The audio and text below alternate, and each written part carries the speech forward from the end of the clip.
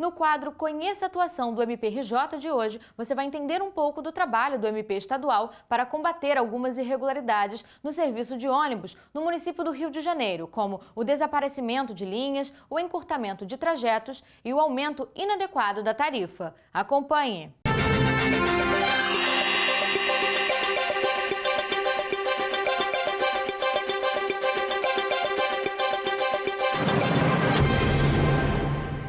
O sistema de ônibus no Rio de Janeiro é deficitário basicamente porque a licitação do serviço não escolheu a melhor proposta, já que todos os interessados em participar dessa concorrência não tinham como satisfazer uma das condições do edital, que era já ter uma garagem no Rio há pelo menos 5 anos.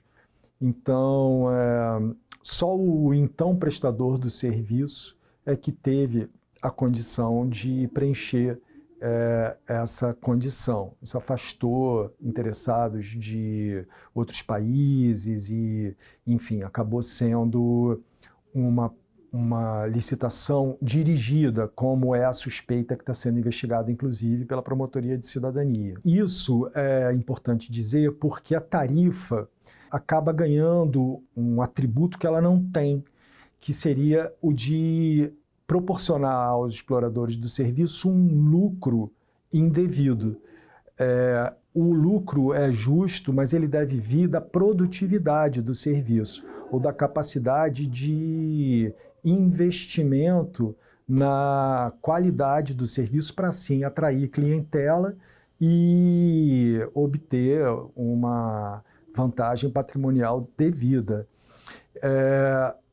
E assim, se não há investimento no serviço, então a sua qualidade fica prejudicada, como, por exemplo, no caso da climatização da frota, que até já tem decisão judicial, transitada em julgado, etc., teve TAC, não sei o quê, e a frota continua sem ser climatizada.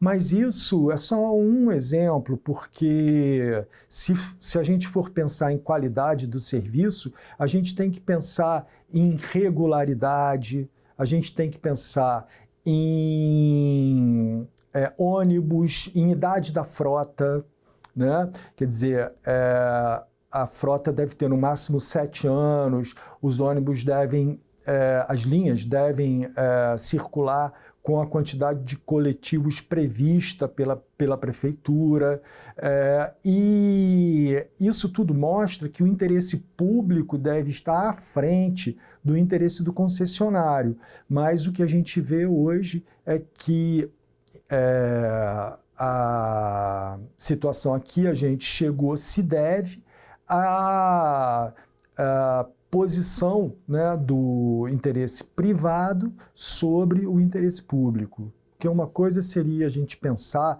que o município, na qualidade de dono do serviço, de poder concedente ao particular para explorar esse serviço, pudesse fazer uma racionalização das linhas, tirar uma linha, encurtar um trajeto, que está totalmente de acordo com a sua função de atender a demanda do público. Mas esse desaparecimento de linha, esse encurtamento de trajeto, etc., é uma decisão unilateral do concessionário. Quer dizer, isso já seria um absurdo, porque ele não é o dono do serviço. Ele não está ali para adequar as suas necessidades ao serviço. Ao contrário, ele tem que servir ao público, né? E assim, o que a gente vê é que, por muitos anos, né, até hoje, o poder público permite que essas coisas aconteçam, e não só isso, mas não tem acesso aos dados do custo do serviço para basear o cálculo da tarifa justa, né?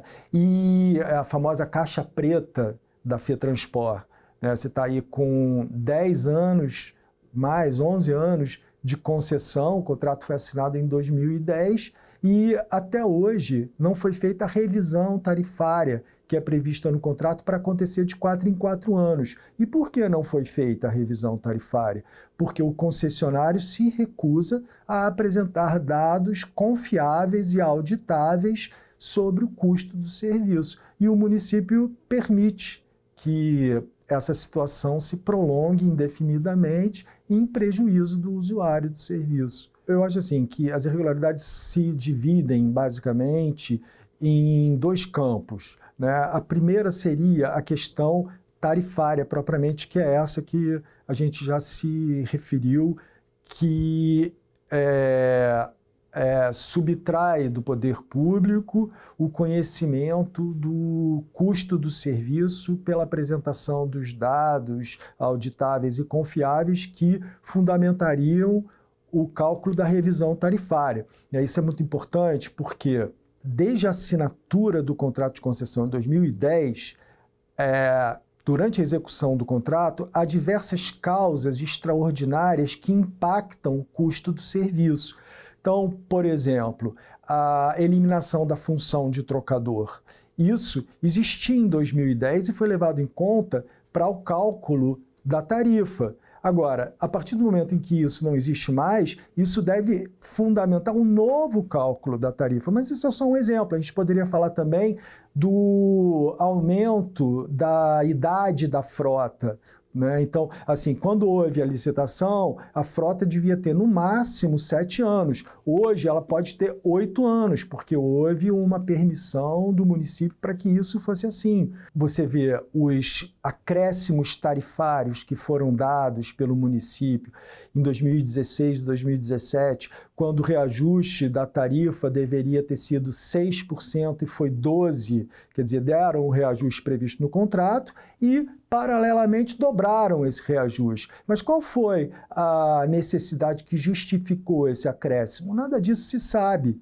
Por quê? Porque não se tem acesso aos dados confiáveis do serviço. Então, esse é um dos aspectos. O outro é a forma de prestação do serviço, quer dizer, sucateamento da frota, e aí você vê ônibus circulando com pneu careca, com barra de direção trincada, com infestação de baratas, cigarras que não funcionam, enfim, uma série de problemas que deveriam impedir a circulação da frota nessas condições. Mas ainda tem essas questões específicas de encurtamento do trajeto, por exemplo. Então, não, o trajeto é do ponto A ao ponto B.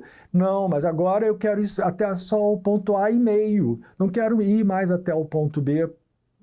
Mas como assim? Essa é a sua função de servir o público que precisa ir até o ponto B. Não dá para simplesmente, unilateralmente, o particular decidir como quer prestar o serviço público. Se ele faz isso, ele não tem que ser o concessionário do serviço. É preciso fazer uma nova licitação. Seria muito importante mesmo resolver essa questão, né, dessa que é a maior concessão do município do Rio de Janeiro, porque transporta 4 milhões de usuários por dia, né?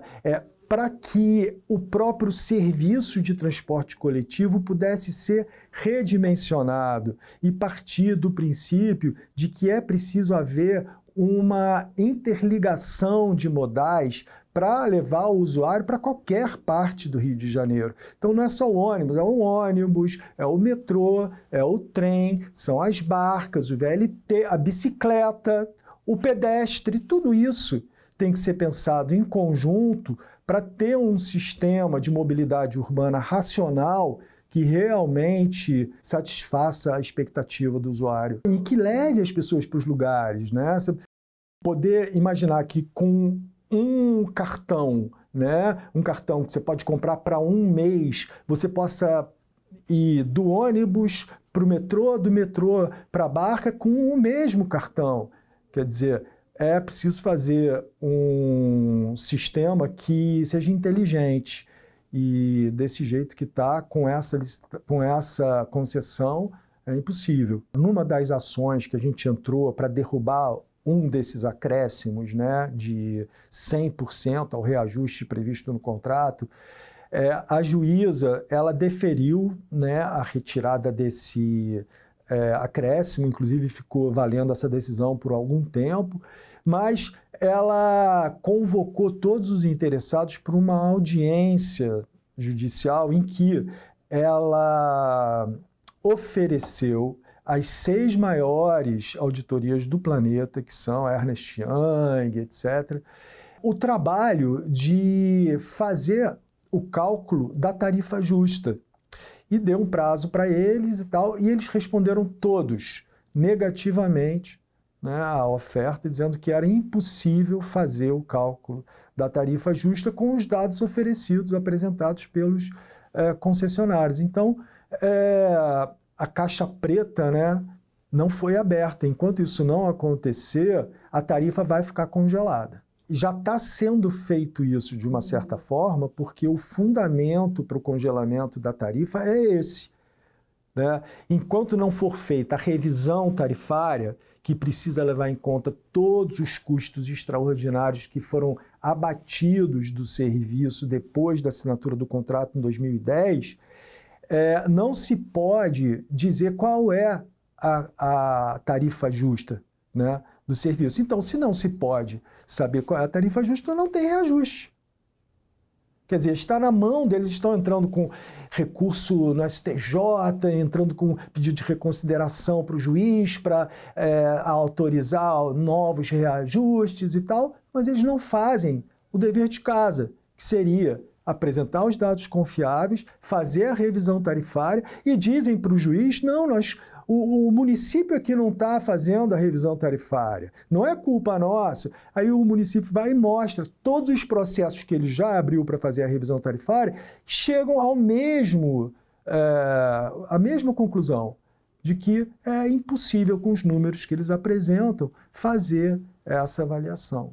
Em 2003, eu entrei com a primeira ação, né, para derrubar um reajuste tarifário. Por quê? Antes de 2010, não tinha nem contrato de concessão, né? Então, os reajustes, a política tarifária não tinha data base e não tinha percentual. Quer dizer, às vezes aconteciam 3 aumentos no mesmo ano, e por percentuais sempre acima da inflação, e com justificativas totalmente equivocadas, porque se o óleo diesel, por exemplo, aumentava, eles diziam que o aumento era por causa do óleo diesel, mas às vezes o óleo diesel diminuía e isso não repercutia na tarifa. Então, até 2010, 2003 a 2010, foram 8 ações coletivas só para derrubar reajuste indevido da tarifa. Aí veio o contrato de concessão, que criou uma política tarifária, né, que é a previsão de data base para o reajuste, que passou a ser 31 de dezembro, e uma fórmula paramétrica para calcular esse reajuste, para ter um percentual para o reajuste. E isso vinha acontecendo até 2016, quando aí o prefeito deu o reajuste previsto no contrato e baixou um decreto dando mais 100% de acréscimo àquele reajuste. Então, o que a gente tem feito nesse momento, quer dizer, passando já essa fase pré-2010, né, em que foram feitas todas essas ações, e depois de 2010 que a gente derrubou os 2 reajustes e tal, e aí depois ficou o valor de 4,5 e a proibição de novos reajustes enquanto não fosse feita a revisão tarifária, é trabalhar junto ao poder concedente, junto ao município, inclusive porque foi inaugurada uma nova administração esse ano, né, para fazer ver que é impossível se pensar o sistema de mobilidade urbana, né, com os atuais concessionários, que têm uma mentalidade colonial, que usam a tarifa para enriquecer e não para manter o serviço em funcionamento, né, para investir em produtividade, atrair clientela, nada disso interessa. Porque se você fosse parar para pensar, assim,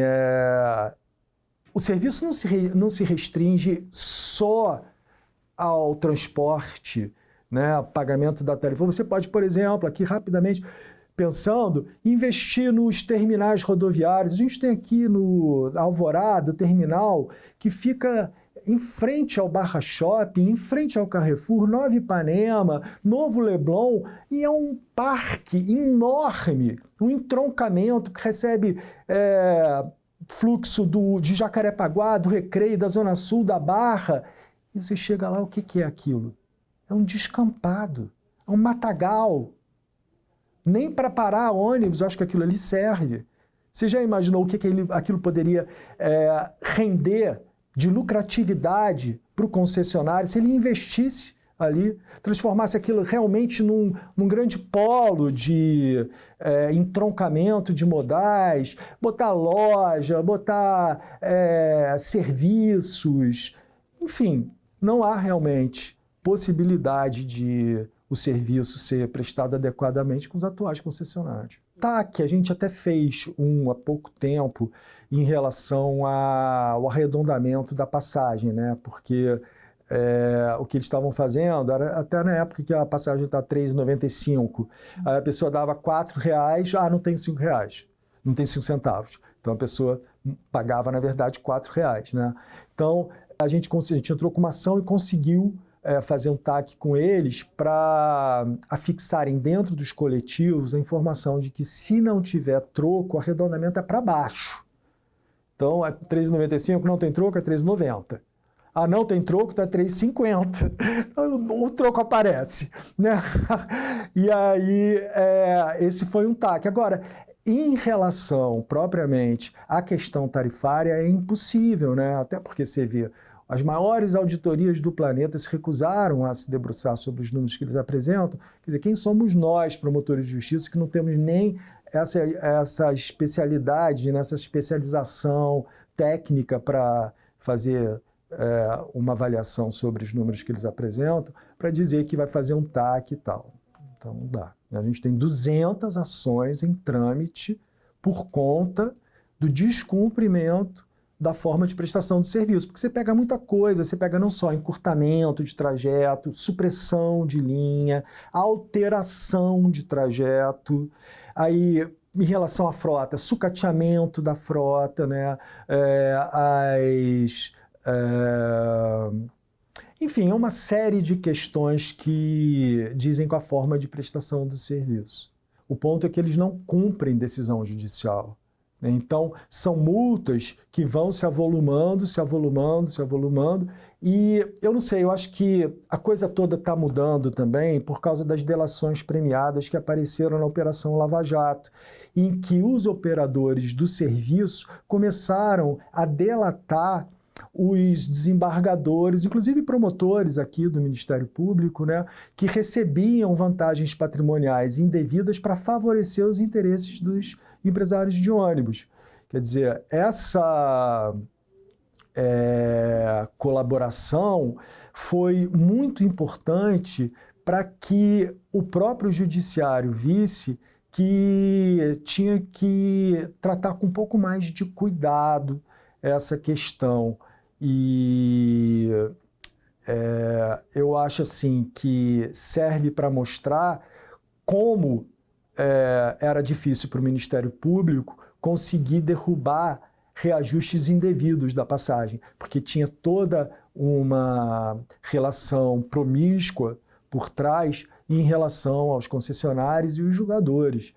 E isso agora, vindo à tona, dificultou muito essa história. Inclusive, acho que é muito por isso que a gente conseguiu derrubar os acréscimos por tanto tempo, né? E até por isso também eu acho que o município já está entendendo que não é possível prosseguir dessa forma, né? Assim, o que eles fizeram com o BRT é uma coisa impressionante, né? O BRT foi um investimento de vulto, custou muito dinheiro, né? E era para ter em circulação, dos 100% que eram para estar em circulação, tinha 20%, 30%. Sem dizer que as estações estão depredadas, né? Quer dizer, cuidado nenhum. É um absurdo, realmente. Eu até como cidadão me sinto indignado. E assim, uma falta de visão política e econômica da coisa. Se eles investissem em produtividade, eles poderiam estar ganhando muito mais dinheiro. Então, a gente recebe essas queixas por todas as formas possíveis. Então, existe aqui o canal de ouvidoria geral do Ministério Público que recebe essas reclamações, encaminham para a gente. Tem a própria Disque Denúncia, que também encaminha para a gente. Qualquer meio, a pessoa pode vir aqui no balcão, fazer um relato, entregar para a gente, isso vai servir de fundamento para uma investigação. Inclusive porque já existem várias decisões judiciais que podem ser o caso do reclamante. Entendeu? Até a gente estava conversando outro dia sobre essa possibilidade de fazer um link, né, naquele programa Consumidor Vencedor, né, para que o consumidor que fosse fazer uma reclamação sobre uma linha pudesse saber se já tem uma decisão judicial. Porque seria mais uma forma de pressionar o prestador de serviço para cumprir o que ele não faz. Mas se não tiver sido feito nada ainda, se não tiver um inquérito, se não tiver uma ação, essa reclamação vai servir para abrir uma nova investigação e, enfim. Só espero que a gente esteja realmente encerrando um ciclo para começar um novo, né, em que esses colonizadores do serviço público, né, que estão aí desde 1960, sejam definitivamente excluídos desse processo para que a coisa possa ser feita de forma profissional e satisfazer o interesse do usuário. Primeiro, é preciso decretar a caducidade da atual concessão, ou seja, em vista do descumprimento do contrato de concessão, não só em relação à sua obrigação central, que é dar conhecimento ao poder público do custo do serviço,